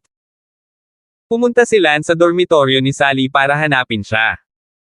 Inaayos ni Sally ang kanyang mga damit sa dormitoryo, isang masipag na maliit na bubuyog, at ang bahay ay maayos na inayos at napuno ng init ng isang babae. Lumipad si Lance at binuhat si Sally sa likuran. Tapos ka na sa pag-atres? Tanong pabalik ni Sally, ngunit sa sandaling tumalikod siya, hinalikan siya ni Lance, at ang dalawa ay naging mas matindi, sa wakas ay nasusunog na parang tuyong apoy at gamulong sa mga kumot. Nakapasok na ako sa inner gate great perfection. Nang matapos ito, sabi ni Lance.